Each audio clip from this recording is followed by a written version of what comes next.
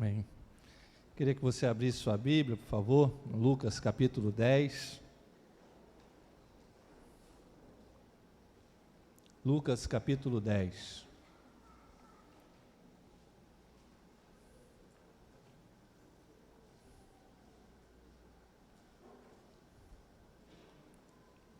O tempo ficou apertado agora, mas a Bíblia diz que todas as coisas cooperam para o bem, né?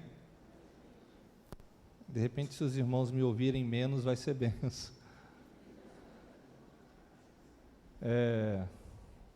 John Wesley uma vez reuniu seus alunos e ele falou o seguinte para os seus alunos. John Wesley talvez tenha sido um dos maiores pregadores do século XVII, e ele disse para os seus alunos assim: olha, ou você põe fogo na tua mensagem, ou então joga a sua mensagem no fogo. E eu queria que, enquanto eu estivesse falando aqui, o que Deus me trouxe ao coração para falar, que você estivesse aí intercedendo, para que Deus colocasse fogo nessa mensagem. Amém? Lucas capítulo 10, nós vamos ler sobre a parábola do bom samaritano. Uma parábola muito conhecida. Jesus Cristo falou com um certo judeu, fariseu, mestre da lei, intérprete da lei, um escriba, sobre essa parábola. E diz assim, Lucas capítulo 10, a partir do versículo 25. Eis que certo homem, intérprete da lei, se levantou com o intuito de pôr Jesus à prova e disse-lhe: Mestre, que farei para herdar a vida eterna? Então Jesus lhe perguntou: que está escrito na lei? Como interpretas? A isto ele respondeu: amarás o Senhor teu Deus de todo o teu coração, de toda a tua alma, de todas as tuas forças, de todo o teu entendimento, e amarás o teu próximo como a ti mesmo. Então Jesus lhe disse: respondeste corretamente, faze isto e viverás. Ele, porém, querendo justificar-se, perguntou a Jesus: quem é o meu próximo? Jesus prosseguiu dizendo: certo homem descia de Jerusalém para Jericó e veio a cair em mãos de salteadores, os quais, depois de tudo lhe roubarem e lhe causarem muitos ferimentos, retiraram-se deixando-o semi-morto. Casualmente descia um sacerdote por aquele mesmo caminho e, vendo-o, passou de largo. Semelhantemente, um levita descia por aquele lugar e, vendo-o também, passou de largo. Certo samaritano, que seguia o seu caminho, passou-lhe perto e, vendo-o, compadeceu-se dele. E, chegando-se, pensou-lhe os ferimentos, aplicando-lhe óleo e vinho e colocando-o sobre o seu próprio animal, levou-o para uma hospedaria e tratou dele. No dia seguinte, tirou 2 denários e entregou ao hospedeiro, dizendo: cuida deste homem, e se alguma coisa gastares a mais, eu te indenizarei quando voltar. Qual destes 3 te parece ter sido o próximo do homem que caiu nas mãos dos salteadores?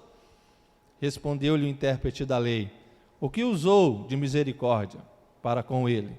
Então lhe disse: vai e procede tu de igual modo.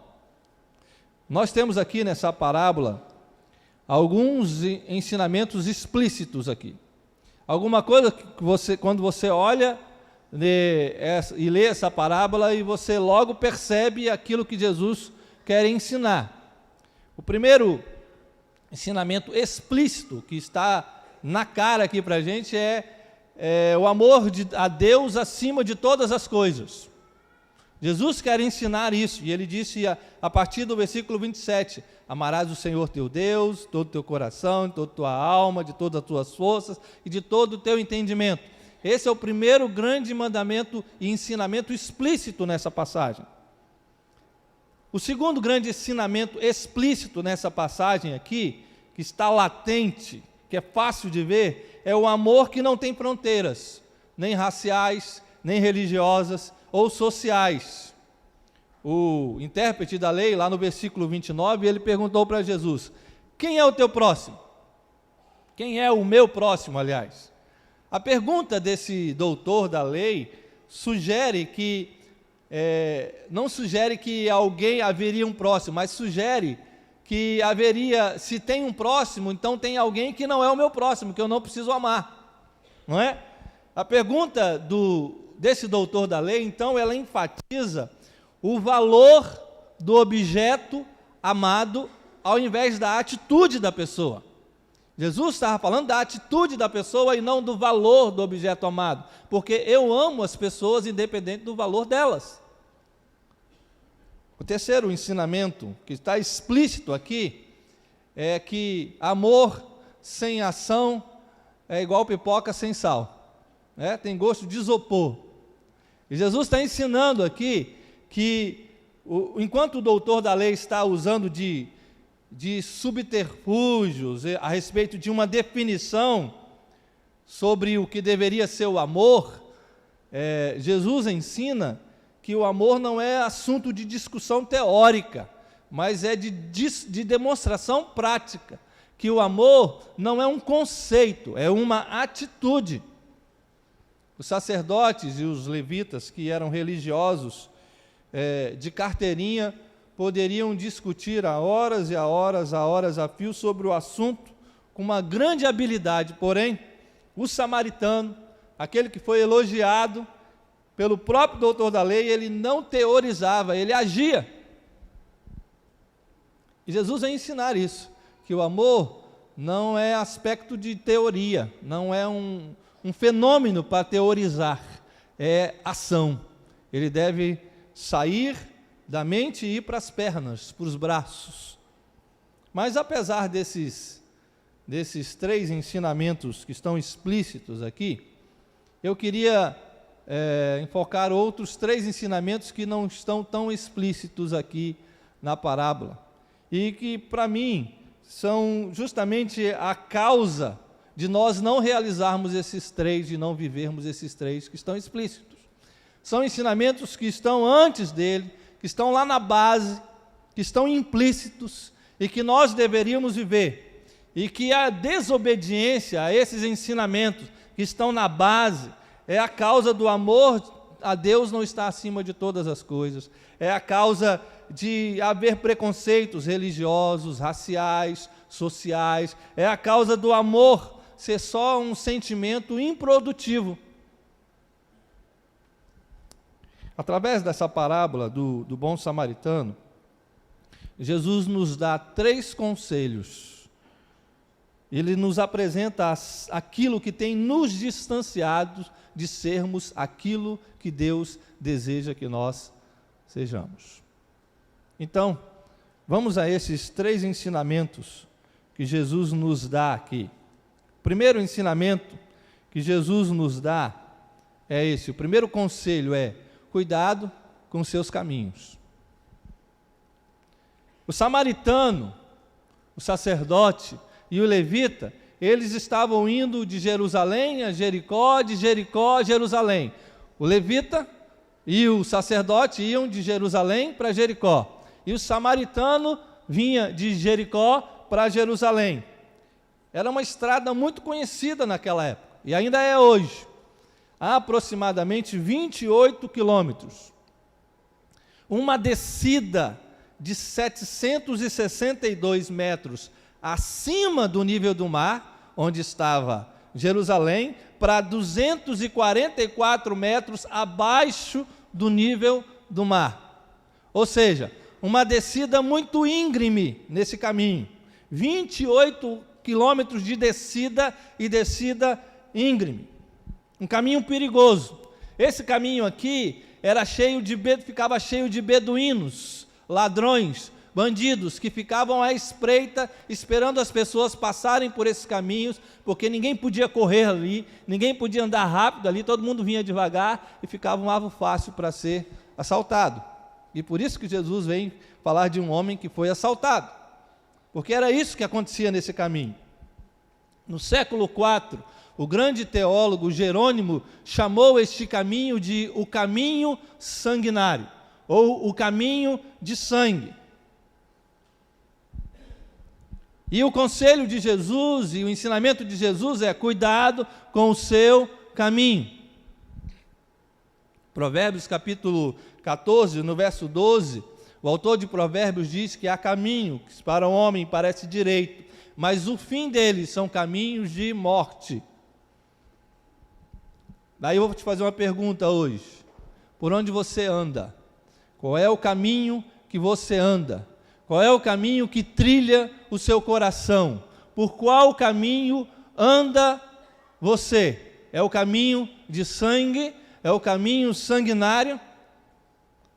Cuidado com os seus caminhos. Cuidado com os caminhos da prostituição, seja ela real ou virtual. Cuidado com o caminho da prostituição na sua vida. Cuidado com os caminhos do ficar. E meu caro jovem, meu caro adolescente, cuidado com o caminho do ficar. Você não é tomate de feira para todo mundo ficar passando a mão. Cuidado com esse caminho. Porque o tomate de feira que todo mundo passa a mão, fica amassado e ninguém quer. No final da feira, ele é jogado no lixo. Cuidado com o caminho do adultério. Para onde você olha? Nós acabamos de cantar um cântico que diz que os nossos olhos olham para Jesus. Cuidado com os caminhos do adultério. Nós temos cuidado de muitos e muitos casais nessa igreja que estão trilhando caminhos de adultério. Cuidado com o caminho do adultério. Cuidado com o caminho da fofoca, da maledicência. Cuidado com o caminho do negócio escuso. Você que tem a sua empresa, você que é um profissional liberal, você que tem alguma coisa para fazer, cuidado com o caminho do negócio escuso, aquilo que você faz e ninguém pode saber. Cuidado com o caminho da mentira. A Bíblia diz que Satanás é o pai da mentira. Cuidado quando você abre a sua boca para proferir mentiras. Cuidado com o caminho da ira, da briga, da violência desenfreada, mesmo dentro de casa. Cuidado. Cuidado com o caminho do sucesso. O sucesso pelo sucesso. A gente vive numa sociedade que busca o sucesso a qualquer preço e é ensinado a buscar o sucesso a qualquer preço. Cuidado com o caminho do sucesso pelo sucesso. Cuidado com o caminho da sua realização profissional. Cuidado, porque esse caminho pode ser um caminho de morte, se você não entrega esse caminho para Cristo. Cuidado com o caminho do status, do luxo. Quando você olha e vê as coisas nas vitrines, e você adquire coisas que não deveria adquirir, não é porque você não tem dinheiro, porque você tem dinheiro, mas porque não condiz com o evangelho daquele que não tinha onde reclinar a cabeça. Cuidado com o caminho do status, com o caminho do luxo. Cuidado com o caminho da moda. Eu não ia dizer isso aqui não, pastor, mas vou ter que falar. Cuidado com o caminho da moda. Quando você se olha no espelho, e você olha para o espelho, vê o que você vestiu para vir para a igreja, ou ir para qualquer lugar nessa cidade, e você olha e diz assim: estou do jeito que o diabo gosta. Cuidado. Deixa eu te dizer uma coisa, você não está na São Paulo Fashion Week, e nem na Vitória Fashion Week, você vem para uma igreja. Aqui é lugar onde nós separamos para olhar para Jesus, não é para olhar para você não, viu? Muito cuidado, você não é a Gisele Bündchen, você não é a Gisele Bündchen, você não é o Cauã Raymond, você não é nada disso, está longe disso, e mesmo que fosse melhor do que isso, nós estamos aqui para olhar para Cristo. Cristo não divide a glória dele com ninguém, nem com você, nem com a sua roupa. Às vezes, pastor, me dá vontade de sair correndo para pegar como é que fala? Um negócio para respirar, uma máscara para a pessoa respirar, que ela vem tão apertada que eu não sei como é que ela respira. Mostrando todas as partes do corpo para todo mundo ver. E eu não estou falando só de mulher não, irmão, estou falando de homem. viu? Estou falando de homem. Cuidado, se a sua roupa chama mais atenção que Jesus Cristo. Isaías 42, versículo 8, diz que Deus não divide a glória dele com ninguém.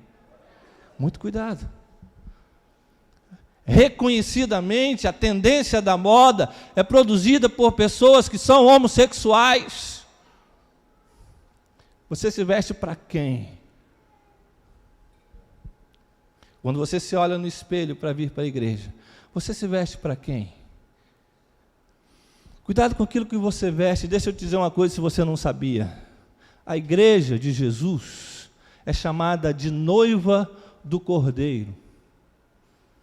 E a noiva só se mostra para o noivo, para mais ninguém. Você é a igreja de Jesus, você se mostra para Ele, para mais ninguém. Toma cuidado quando você vem para a igreja, que a sua roupa traz escândalo. Ai daquele de Jesus por quem vier o escândalo. É melhor amarrar uma pedra no pescoço e se atirar na profundeza do mar, diz Jesus, do que trazer escândalo. A sua roupa não pode trazer escândalo para ninguém. Eu quero dizer hoje que existem ladrões no seu caminho.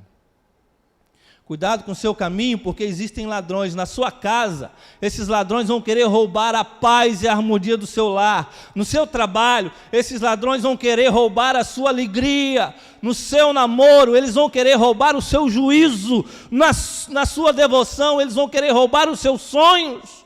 Cuidado que existem ladrões. Deus aconselha através de Davi, dizendo: entrega o teu caminho ao Senhor. Ele diz mais: lâmpada para os meus pés é a tua palavra e luz para o meu caminho. Cuidado com os seus caminhos. Segundo conselho, deixa eu andar rápido que vai dar meio-dia. Mas não olha para trás não, que eu vou acrescentar 10 minutos se você olhar no relógio. Segundo conselho é: cuidado com o seu lugar de conforto. Jerusalém, irmãos, nós temos duas cidades aqui, Jerusalém e Jericó. Jerusalém era o lugar de culto a Deus. Lá era o lugar da santidade, dos cânticos de louvor, como nós cantamos aqui, de rituais religiosos. Em Jerusalém era o lugar onde se lia as escrituras, onde se interpretava as escrituras, como eu estou fazendo aqui. Jerusalém era o lugar das orações, como nós fizemos aqui, orando em duplas e em trios. Jerusalém era o lugar da limpeza espiritual. E Jericó era o lugar de descanso. Sabe por quê? Porque a maioria dos sacerdotes e levitas que prestavam serviço no templo em Jerusalém, eles moravam em Jericó. Por isso Jesus vai falando que um sacerdote e um levita estavam indo para Jericó. Naquela época, segundo o grande teólogo Rylow, naquela época existiam mais de 12 mil sacerdotes e levitas que moravam em Jericó. Então eles cultuavam, acabou o seu plantão, eles saíam e voltavam para Jericó, para casa, porque lá em Jericó é o lugar da moradia, era o lugar da família, era o lugar da paz, do silêncio, o lugar de recuperar as forças, o lugar de sentar todo mundo, daquela conversa amigável, o lugar de sentar, comer, se divertir e sonhar. Jerusalém e Jericó eram lugares de conforto. Conforto espiritual, social, conforto financeiro, conforto familiar. Porém, entre Jerusalém e entre Jericó havia um caminho. E este caminho trazia circunstâncias que impunham aos sacerdotes e levitas e todos que passavam por ali o desafio de sair de seus lugares de conforto. Às vezes, irmãos, preste bem atenção nisso, Deus utiliza caminhos e circunstâncias em nossas vidas para nos tirar do nosso lugar de conforto. E glória a Deus por isso. O sacerdote e levita Eles eram em Jerusalém, Jericó, o que não eram no meio do caminho. No conforto lá de Jericó, de Jerusalém, eles eram os representantes de Deus, uma casta privilegiada. Lá no conforto de Jerusalém, eles eram santos, irrepreensíveis, santos homens de Deus e mulheres de Deus. Lá no conforto de Jerusalém, eles eram espiritualmente superiores aos demais.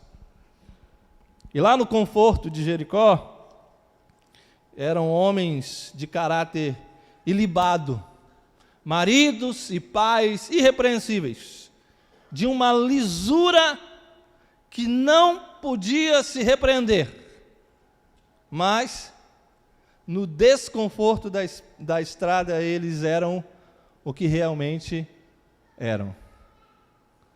Aí, no desconforto da estrada, caía a máscara, o espelho quebrava e o que restava era a imagem real, daquilo que eles realmente eram. Olhe bem para esse local de culto. Confortável, não é? Agora pense lá na poltrona da sala da sua casa. É confortável, não é?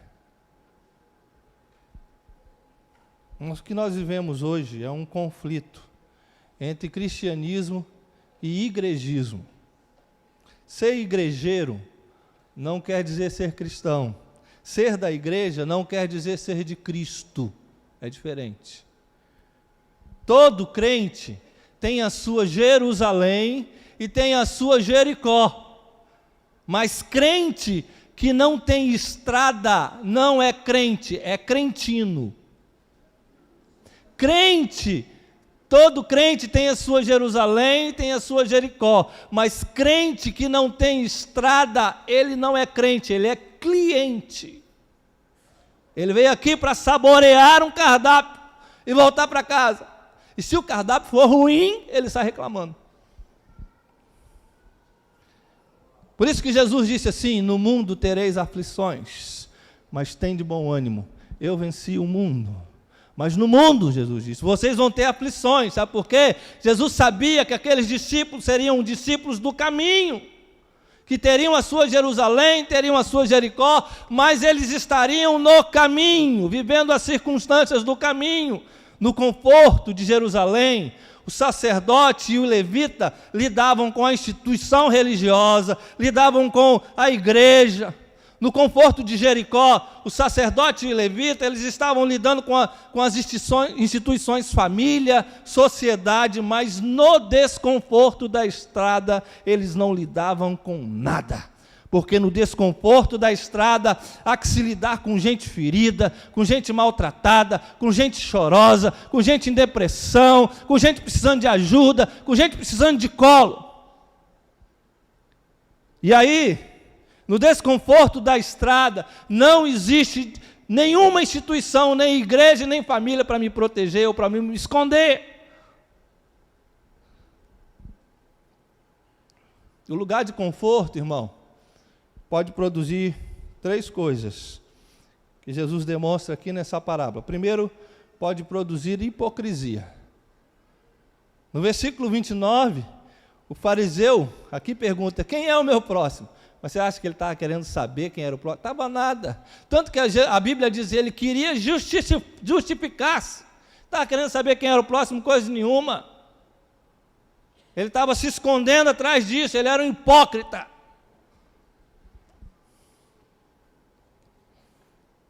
O lugar de conforto também pode produzir insensibilidade. No verso 30 ao verso 32, você vai ver o sacerdote e você vai ver o levita passando de largo. Eles não passaram nem perto. Jesus diz, passaram de largo, foi longe. Não queriam sentir nem o cheiro, não queriam ver o sangue. Insensíveis.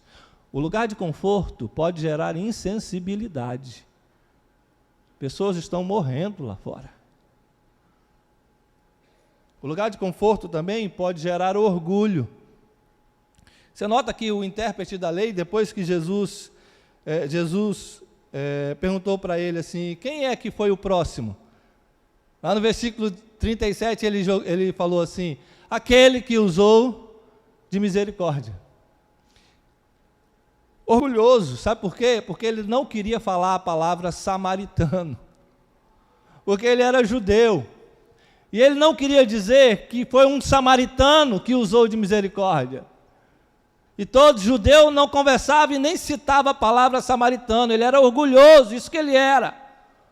E o lugar de conforto pode gerar orgulho. Eu já sou crente em Jesus, não me misturo com essa gentalha. Havia uma história de um diácono que estava saindo para a igreja. E aí vai naquelas de domingo de manhã, né? 4 filhos, a mulher arrumando e correndo para arrumar, e penteia menino, e calça menino, não sei o quê, e o bonitão lá, arrumado, cheiroso, limpo, e a mulher, sim, e ele, vamos, e ele daqui a pouco xinga palavrão, chama a mulher disso, chama a mulher daquilo, bate no menino, chuta o papagaio, e tal, e o homem fez escarcéu. Vamos entrar no carro. Aí no carro é a briga com o menino, e ele xingando, e ele discutindo, e ele mandando todo mundo, e falando um monte de coisa. Aí chega no estacionamento da igreja, sai do carro, ele bota a Bíblia debaixo do braço e fala, silêncio, vamos entrar na casa do Senhor.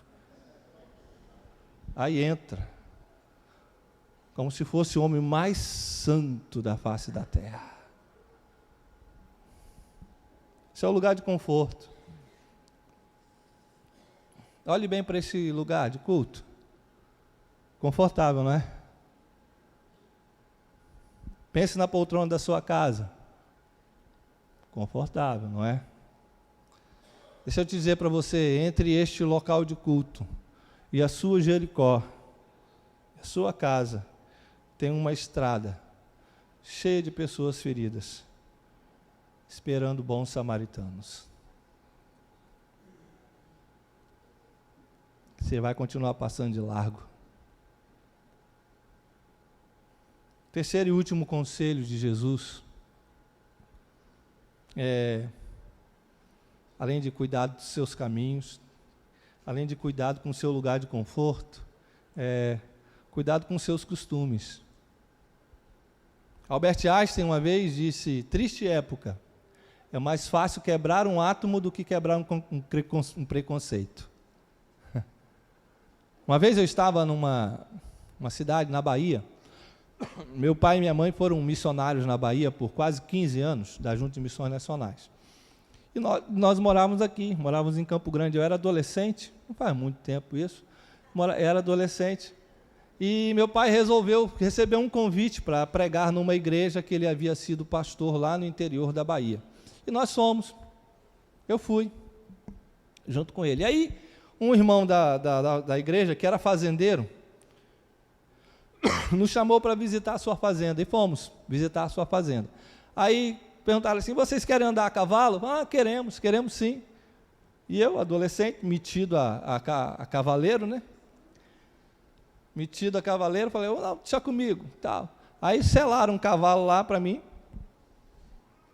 cavalão grande, irmão, tinha que ter elevador para subir no cavalo. Cavalo grande, ele bonito, assim, ele tinha uma crina dourada, assim, meio alaranjada, bonita.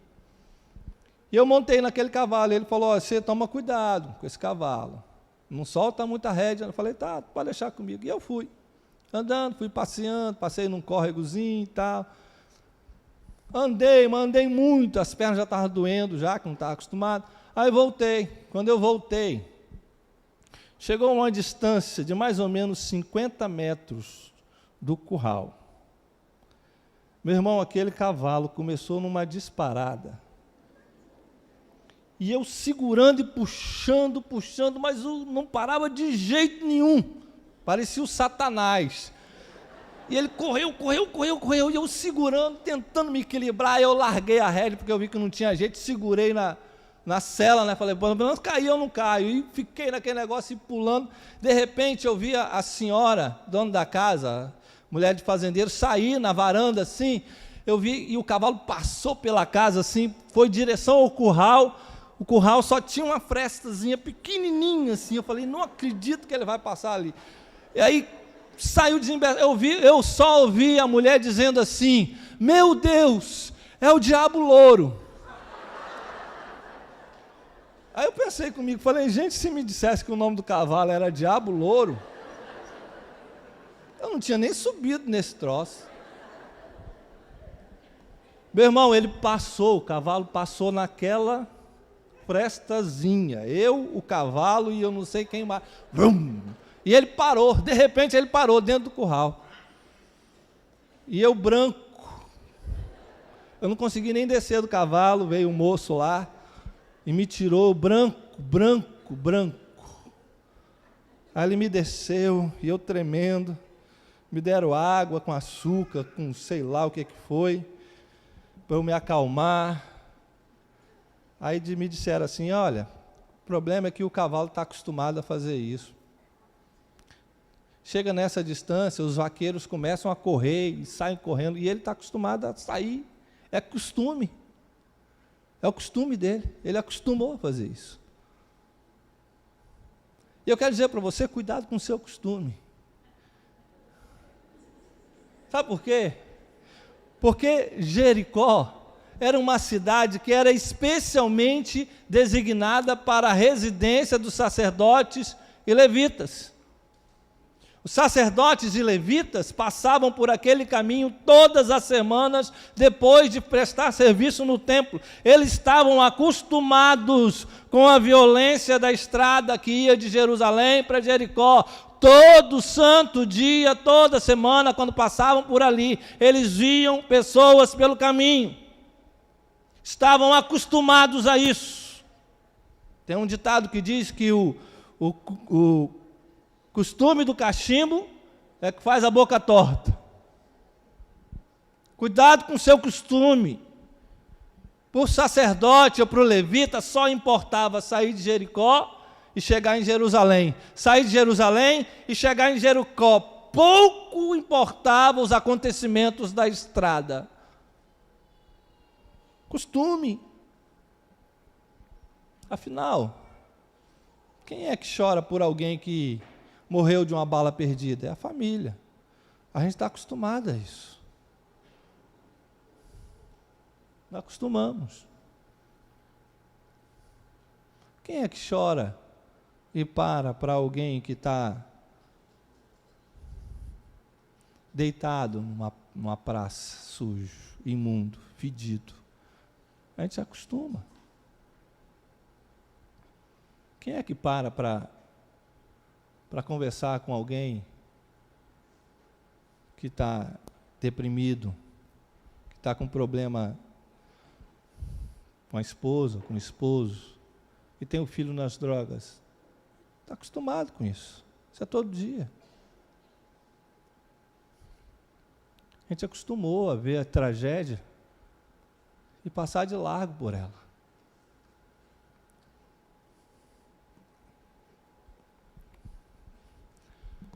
O sacerdote levita só pensava o seguinte: eu tenho que sair de Jerusalém e ir para Jericó, eu tenho que sair de Jericó e ir para Jerusalém, o que acontece no meio da estrada não é problema meu. Não é problema meu. Se o povo está se matando lá fora, não é problema meu. O que eu quero é sair da minha Jericó, da minha Jerusalém, chegar lá na minha Jericó. E domingo que vem, eu quero sair da minha Jericó e voltar para a minha Jerusalém. O que acontece por aí não é problema meu.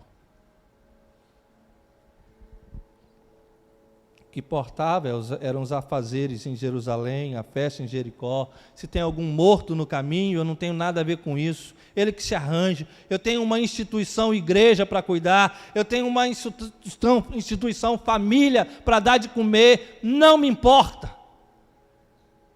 Ou seja, virou um fim em si mesmo. Deixou de ser meio, deixou de ser sal e luz.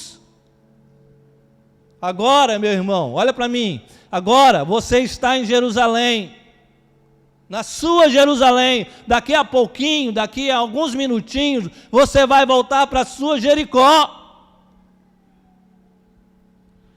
Cuidado para que o ir e vir da igreja não se torne um hábito e vire um fim em si mesmo. Cuidado para o que ser membro de uma igreja não se torne um hábito e vire um fim em si mesmo. O fim não é Jerusalém, o fim não é Jericó, o fim não é ser membro desta ou daquela igreja, o fim não é a sua casa, não é o seu trabalho, não é a sua igreja, o fim é Cristo em nós, esperança da glória. O fim é buscar a imagem do Cordeiro de Deus. E eu vou dizer uma coisa, isso não se faz só na igreja, não. O fim é buscar ser igual a Jesus, ter a imagem do Cordeiro em mim, ter a mente de Cristo em mim. Não é ficar vindo na igreja como se fosse um cliente, como se fosse um clube. Não é ficar vindo na igreja domingo após domingo, como se isso bastasse. Não basta. Ou você é de Jesus, ou não é de nada, porque não basta ser de nada. Sem Jesus, nada do que foi feito se fez. Eu queria dar 3 dicas para você não ser dominado por seus hábitos e costumes. Primeiro, nunca perca seus sentimentos. No versículo 33 da parábola, diz que quando o samaritano olhou para aquele homem ferido, ele se compadeceu. Ele chorou junto com ele.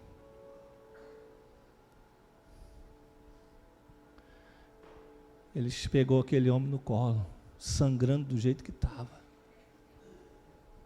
Ele se compadeceu dele. Não perca os seus sentimentos, não. Não deixe essa rotina fazer com que você perca os sentimentos que Deus colocou aí pelas pessoas que estão lá. Não permita que essa rotina que o diabo coloca no seu coração e essa loucura que o diabo colocou no seu coração tome conta de você. Não perca os seus sentimentos. Existem pessoas não são números. Pessoas não são números. Não basta ter 2.000 membros. Pessoas não são números. Pessoas são pessoas que precisam ser abraçadas, amadas. Não perca seu sentimento. Segunda dica, não perca o seu sentido de missão. No versículo 34 diz que o samaritano pegou aquele homem ferido e começou a aplicar óleo e vinho sobre os ferimentos dele.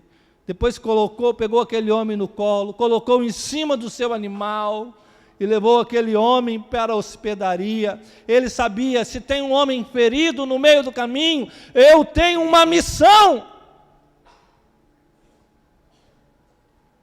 Às vezes a pessoa vem assim, pastor, nada contra, viu? Pode vir.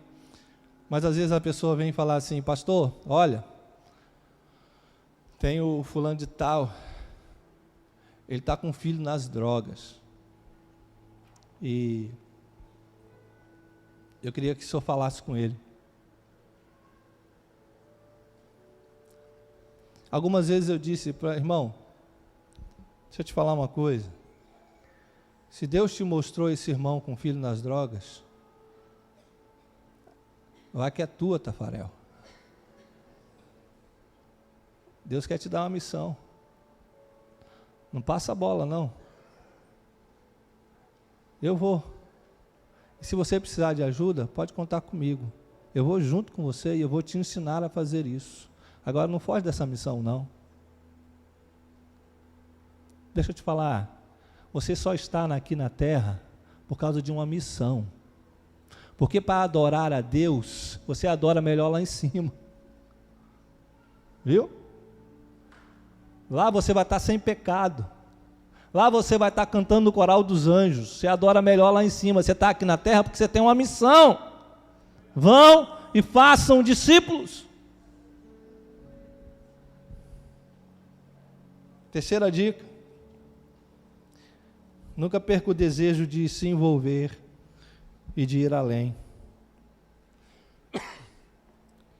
O samaritano se envolveu com aquele homem ferido. E ele levou esse homem lá na hospedaria. No versículo 35 diz que ele entregou esse homem ao hospedeiro. E ele disse assim: cuida desse homem. Cuida desse homem. E se você gastar a mais do que eu estou te dando com a volta, eu vou te pagar. Pode gastar. Envolva-se e vai além. Pode ir além, porque quando você for além, Deus te dá em dobro. Deixa eu te dizer uma coisa: mete a mão no bolso por alguém. E quando você meter a mão no bolso por alguém, Deus te dá em dobro. Eu não estou falando de dinheiro não, irmão. Eu espero que você entenda o que é meter a mão no bolso. Isso é uma metáfora, viu? Mas é uma metáfora que pode ser real também.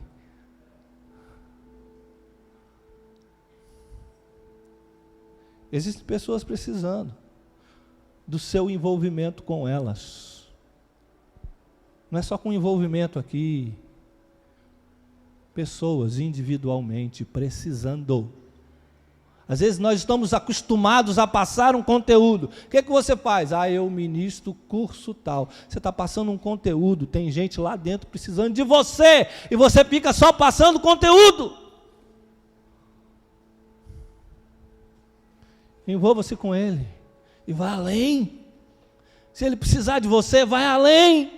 Se precisar caminhar a primeira milha, se ele te chamar para caminhar uma, caminha 2, 3, 4 milhas com ele. Eu vou terminar. Eu quero terminar dizendo que a minha oração sincera é que na luta para nos tornarmos igreja relevante no meio de um mundo corrompido pelo pecado, na luta para nos tornarmos cristãos que tenham a mente do Cristo ressurreto, nós possamos sempre trilhar os caminhos santos do Senhor, colocando os nossos pés nos passos de Jesus, saindo dos nossos lugares de conforto e imitando aquele que não possuía nem covil, nem ninho, nem tinha onde reclinar a cabeça, vigiando sempre, para que o diabo não nos envolva em sua rotina diabólica, em seus usos e costumes que nos tiram do alvo, o prêmio da soberana vocação de Deus, em Cristo Jesus o nosso Senhor. E que Deus nos ajude a sermos aquilo que Ele sempre quis que nós fôssemos.